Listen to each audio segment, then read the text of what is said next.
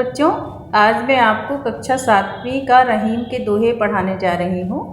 रहीम के दोहे के पर जिक्र करते हैं हम बच्चों। सबसे पहले रहीम के दोहे जो है बहुत ही नीतिपूर्ण दोहे होते हैं।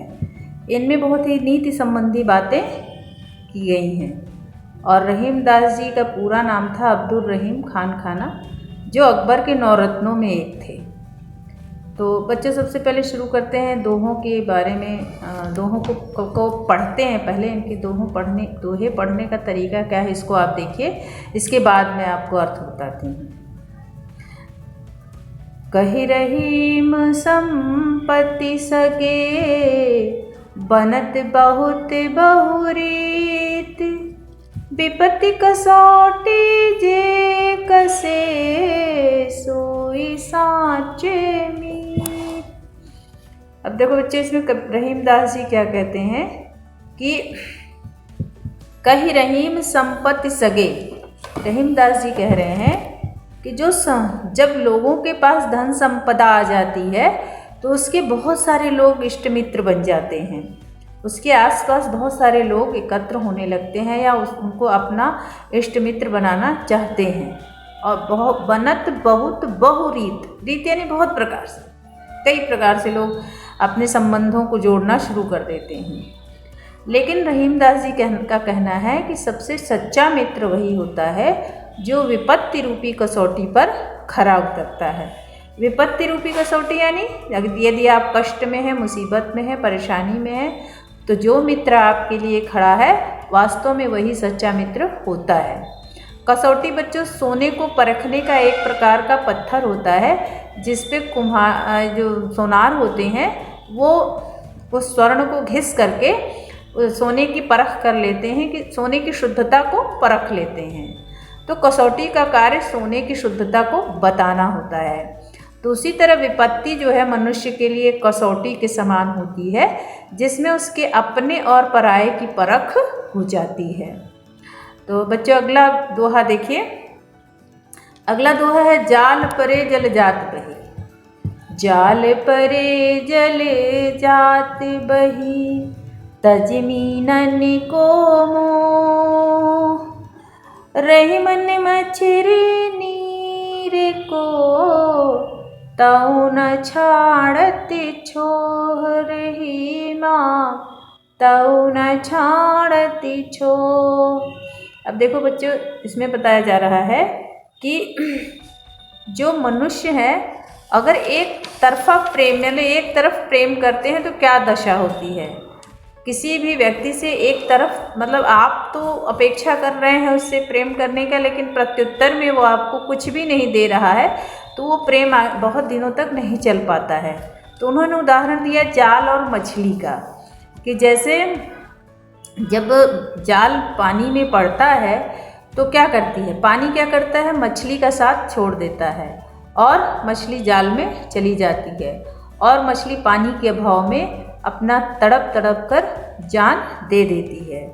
तो रहीम दास जी कहते हैं कि हमें क्या करना चाहिए। वास्तव में रहीम दास जी का ये कहना है कि हमें ईश्वर से कैसा प्रेम करना चाहिए, निस्वार्थ प्रेम करना चाहिए। उसी की तरह, उसी के समान, जैसे मछली जो है जब पानी जो है जब जाल में पड़ता है तो मछली का साथ छोड़ देता है, उसी तरह मनुष्य को भी जो है इस संसार में मोह माया को त्याग कर ईश्वर से एकनिष्ठ प्रेम करना चाहिए। चलो अगला दोहा है बच्चों। तरुवर फल नहीं खाते हैं, सरवर पियत न पान, कहि रहीम पर काज हित, संपत्ति सचहि सुजान, रहीमा संपत्ति सचहि सुजान। अब इसमें जो रहीम दास जी ने परोपकार की भावना बताई है कि जो परोपकार करने वाले लोग होते हैं उनका क्या विचार और क्या व्यवहार होता है। तो जैसे उन्होंने उदाहरण दिया कि जैसे तरुवर यानी वृक्ष फल को स्वयं नहीं खाते हैं और तालाब पानी को स्वयं नहीं पीता है, इसी तरह जो सज्जन लोग होते हैं वो दूसरों के परोपकार के लिए ही धन संपत्ति को एकत्र करते हैं।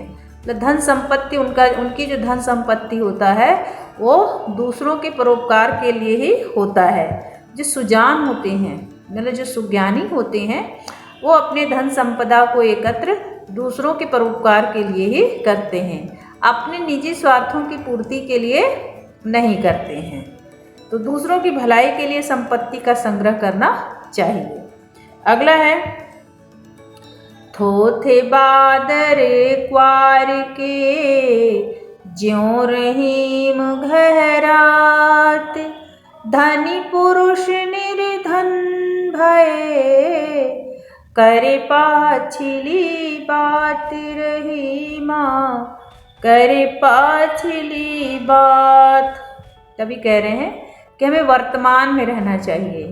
पिछले जीवन के बारे में सोच करके हमें अपना वर्तमान नष्ट नहीं करना चाहिए, क्योंकि हम अगर वर्तमान नष्ट करेंगे तो हमारा भविष्य भी नष्ट हो जाएगा। तो रहीमदास जी कहते हैं कि जिस तरह से जो क्वार के बादल होते हैं वो थोथे होते हैं, थोथे यानी खाली होते हैं, वो सिर्फ गहराते हैं, मतलब गरजते हैं, बरसते नहीं हैं। तो कुछ लोग ऐसे होते हैं जो पूर्व में धनी रहते हैं लेकिन वर्तमान में वो गरीब हो जाते हैं, निर्धन हो जाते हैं। तो वो परिश्रम करने के बजाय, अपना वर्तमान को सुव्यवस्थित करने के बजाय वो पिछली बातों की ही चर्चा में लगे रहते हैं और पिछली बातों का ही जिक्र करते रहते हैं। जिससे क्या होता है, उनका वर्तमान भी खराब हो जाता है।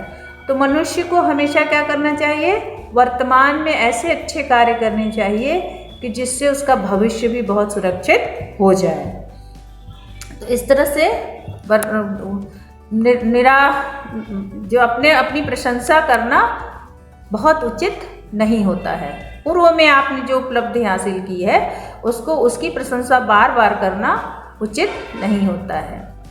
अगला दोहा है बच्चों, धरती की सी रीत है, शीत घामयों में, जैसे परे सो सही रहे, त्यों रहीम यह देह रहीमा, त्यों रहीम यह देह। रहीमदास जी कहते हैं कि हमें कैसा होना चाहिए, धरती के समान होना चाहिए।